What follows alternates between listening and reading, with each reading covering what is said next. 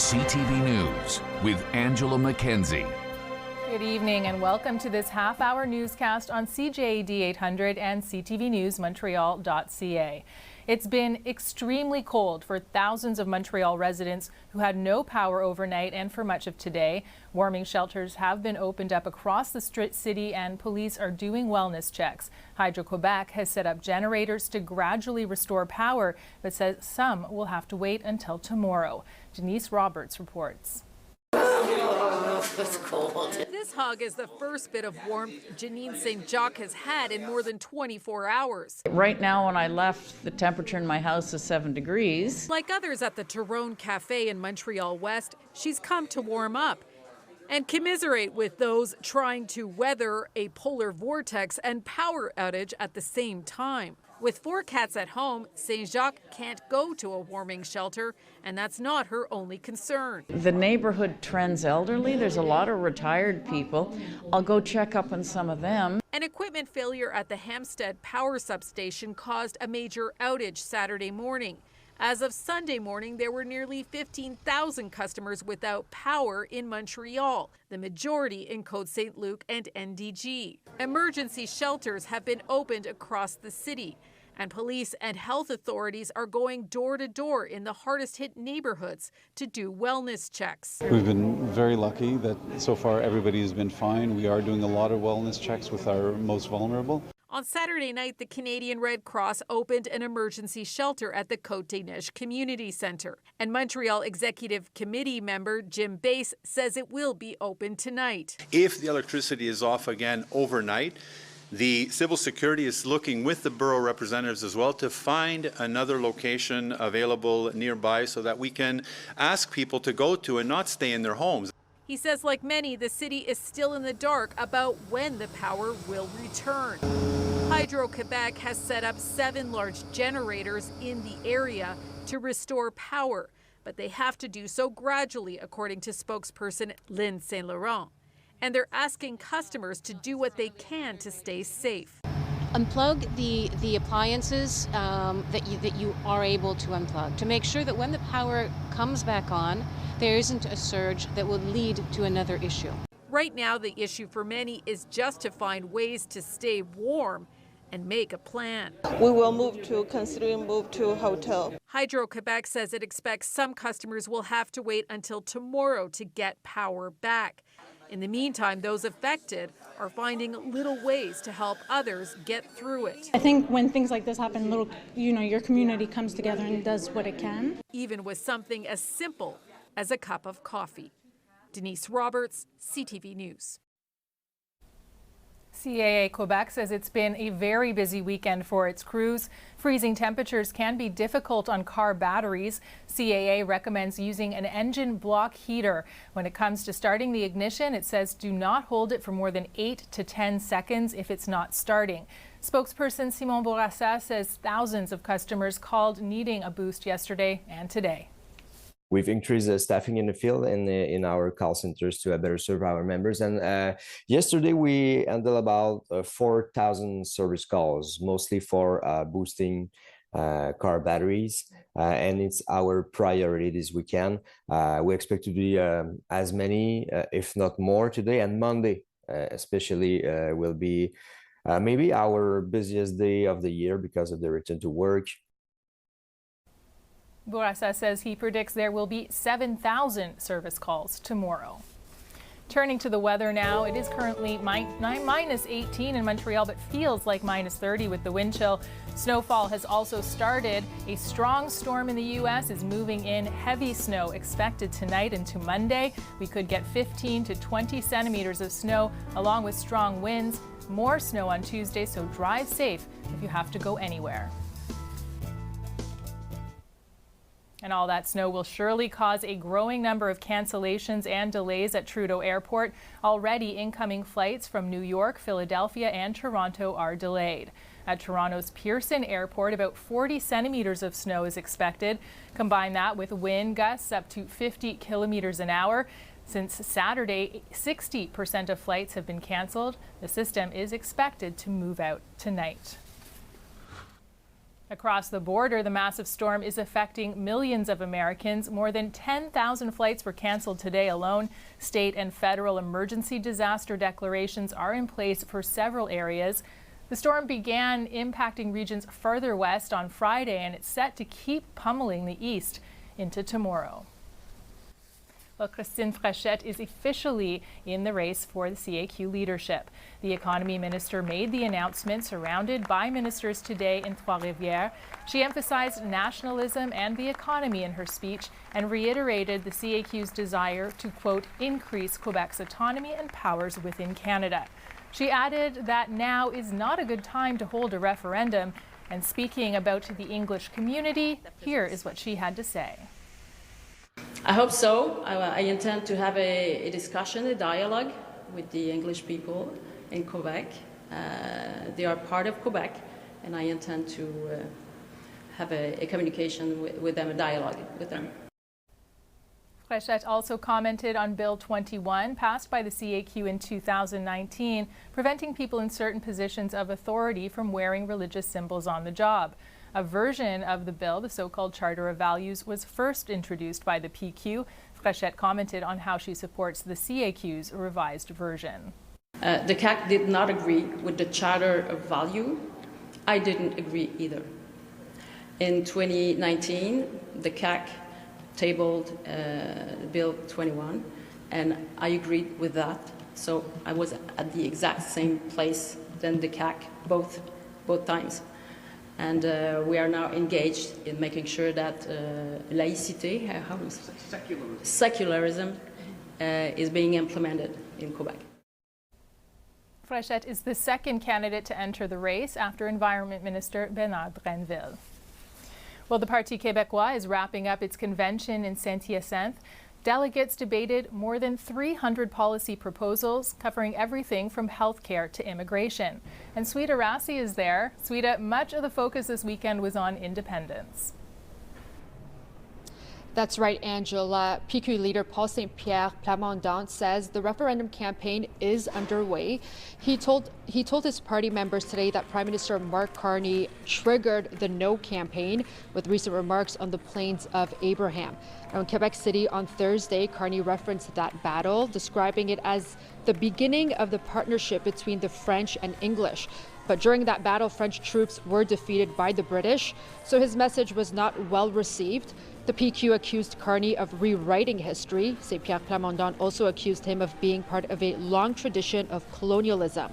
Here's what he had to say at a press conference afterward. Why on earth would you go to a place that symbolizes violence, colonial domination, and consistent problems throughout the history of Quebec and Canada for Francophones? Why would you go there and invent lies? If elected, the PQ says they will hold a referendum by 2030. Provincial elections are in October. Angela.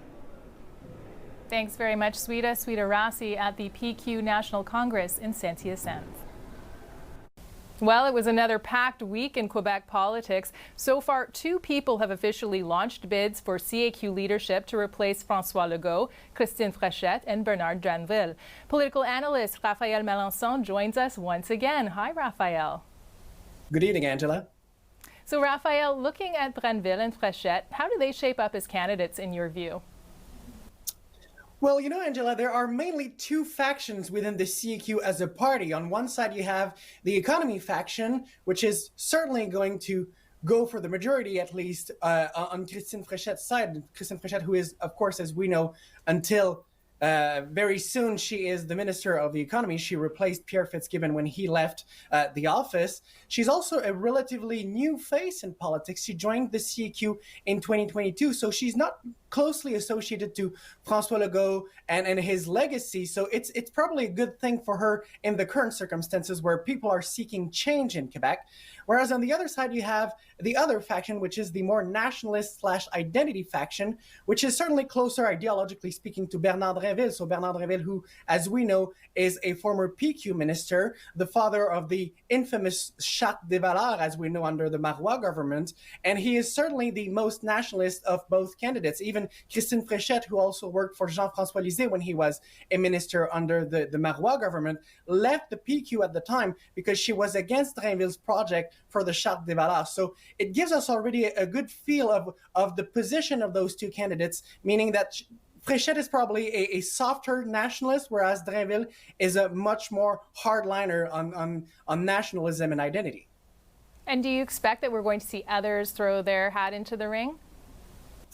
Very good question. So far, we have only two candidates. It seems like it's shaping up right now like a two-way race. And to me, it's quite clear if you look just at the support that both candidates have received so far. Christine Fréchette is clearly leading right now. She's got more than 12 people supporting her within the party, so 12 MNAs or ministers, whereas Drainville has much less. She had a great event today to launch her campaign. She was surrounded by her colleagues. So it seems to me like she's the main contender right now. If we compare that race to the race the Liberals had just a year ago, Drainville looks like to me like a Chrysler Freeland, whereas on the other side, Christine Fréchette looks like she's the leader. She's the Mark Carney of that race. Okay, let's turn to the PQ now. The party held its convention this weekend on the heels of Prime Minister Mark Carney's call for unity while he was in Quebec City. Do you think Carney's comments will help or hurt the PQ? I don't think it's going to change much, to be honest with you, because on one side, Carney spoke to people who were already convinced they were Federalist and people who vote for him. And on the other side, Paul Saint-Pierre Plamondon also preaches to an already convinced audience. So, of course, to me, it won't change much. And I would say the comments regarding the Battle of the Plains of Abraham and the interpretation that Mark Carney did of Canadian history since the conquest, I acknowledge that the PQ is not satisfied, is not happy with it. But in the end, if Paul Saint-Pierre Plamondon wants to convince the majority of Quebecers to vote for sovereignty, people don't vote for what happened 250 years ago. People vote for the future, and this is what you need to inspire Quebecers about. You have to present them with a solid project for the future of Quebec as a sovereign country if you want to convince the majority at some point. So in that vein, what did you make of Paul Saint-Pierre Plamondon's speech today?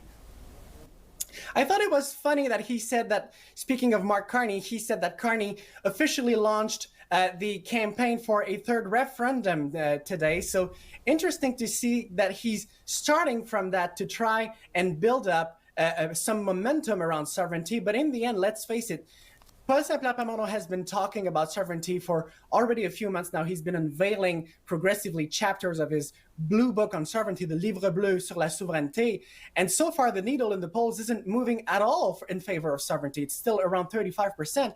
And I would say the big challenge here for the PQ specifically is that even 28%, a Palace Data poll just 3 days ago showed that 28% of PQ voters don't want to hear about sovereignty. So that's people that could also leave the party in an eventual election. If ever the ballot question in the next general election is about sovereignty and a third referendum, that's people who could flee the PQ and go back potentially either to the CQ or even find refuge with the Liberals. And let's not forget that Paul Saint-Pierre Plamondon is going to be facing two new leaders, both on the Liberal side and the CQ side. So the whole political landscape could be changing by the spring. And I think the fortunes of the PQ might change as well, because right now a lot of people are thinking about voting for the PQ because they don't see any alternative among other parties, but that could change pretty soon.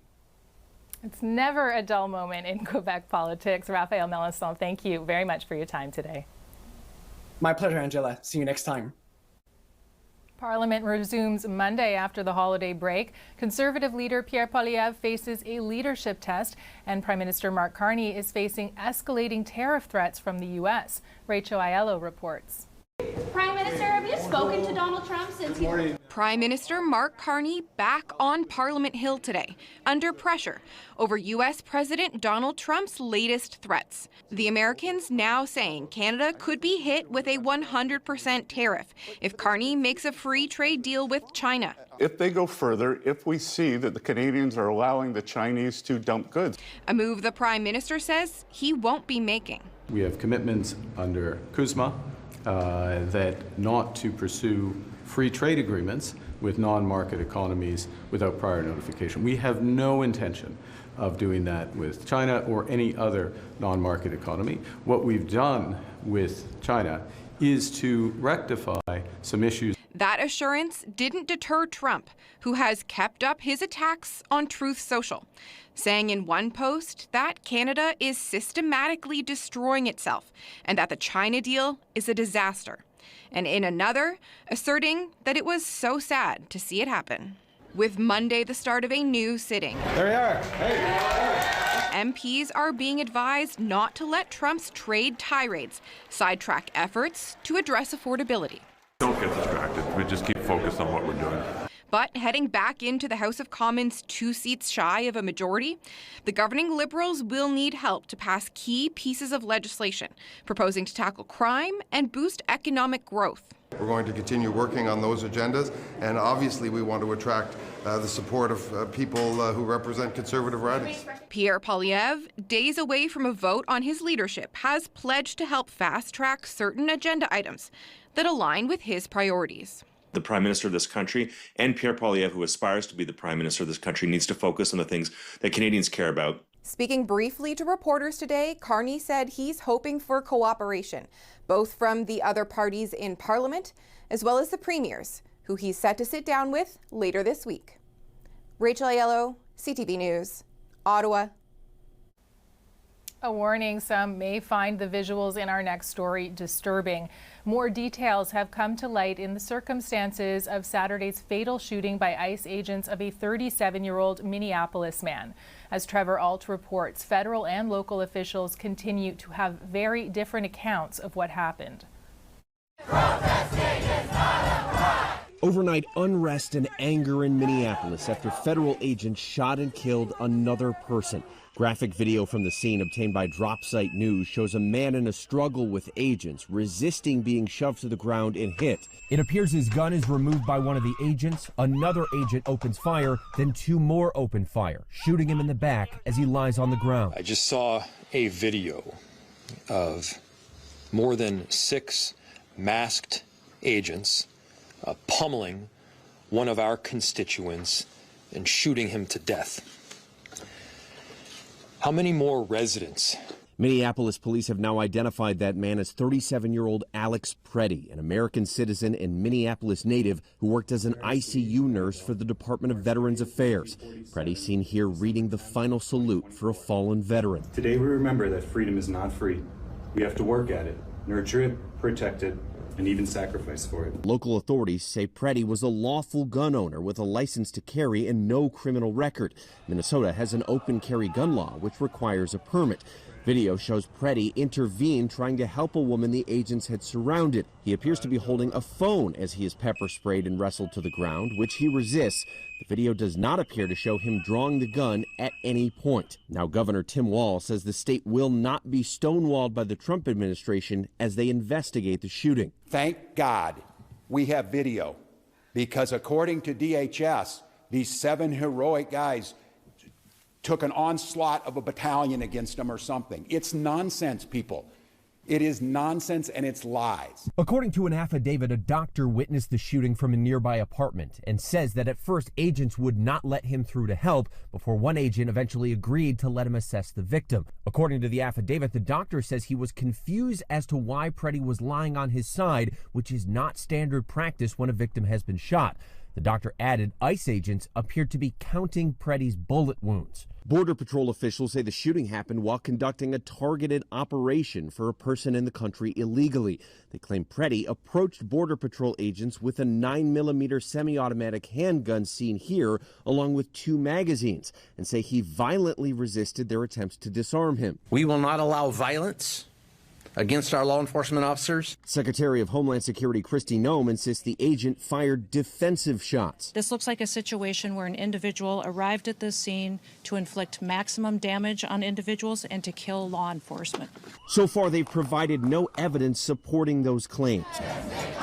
There's been demonstrators out here since this shooting first happened, sometimes thousands at a time. The fires are to stay warm in the sub-zero temperatures. We know there's been protests happening every day in Minneapolis since Renee Good was shot 2.5 weeks ago. The Minneapolis community coming together in a candlelight vigil overnight. Neighbors, friends, and family gathered outside Preddy's home. His neighbor, speaking to ABC News, remembering the 37-year-old. He was very well thought of. It's difficult to square that impression that everybody on this block had, and with this notion that he was somehow on some sort of suicide mission to inflict damage on ICE. And his father telling the Associated Press his beloved son cared about people deeply and was very upset with what was happening in Minneapolis, adding he had discussed the protest with his son recently. We had this discussion with him 2 weeks ago or so, that go ahead and protest, but do not engage. And he said he knows that. He knew that. And at the request of local officials, a judge has now issued a temporary order banning the Trump administration from destroying any evidence related to this shooting. Trevor Ault, ABC News, Minneapolis.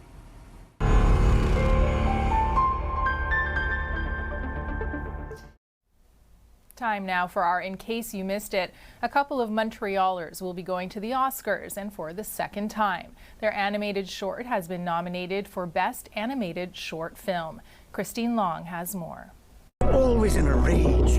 Her husband was a sickly fellow. The Girl Who Cried Pearls is a stop-motion fable that contrasts goodness with greed.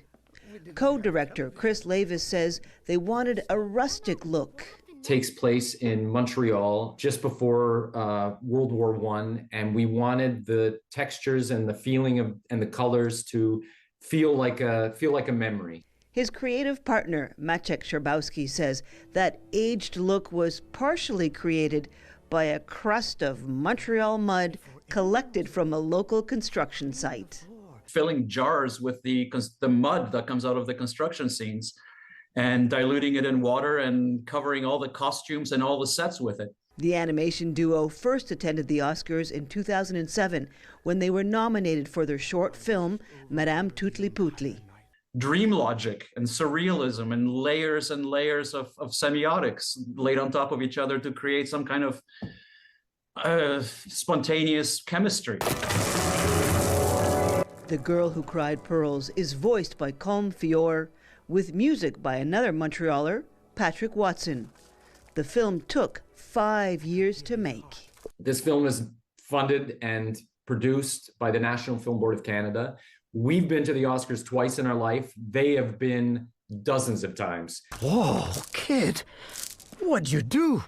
This stop-motion animation short film has already won multiple awards, but the co-creators agree an Oscar is next level. A huge deal. I mean, it's hard to deny it because this is a day like no other day. Your sense of self-worth should not depend on factors completely outside of your control, but it does. Chris and Maciek say it's an honor to be nominated, but the waiting game has begun for the 98th Academy Awards in mid-March. We just have to comb our hair and wear clean clothes and not swear too much. Yeah. Hoping that any crying that night is tears of joy. Christine Long, CTV News. The Habs faced the Bruins last night. Cole Caulfield had his second career hat trick for Montreal and is now the first Montreal skater to have a hat trick in Boston since 1997.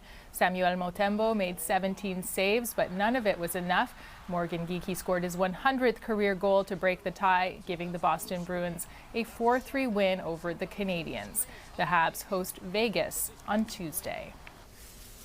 Well, if you're fed up with winter, we may get a glimmer of hope in a little over a week.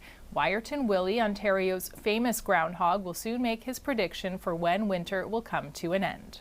We are so excited. This is the 70th prediction for Wyerton Willie.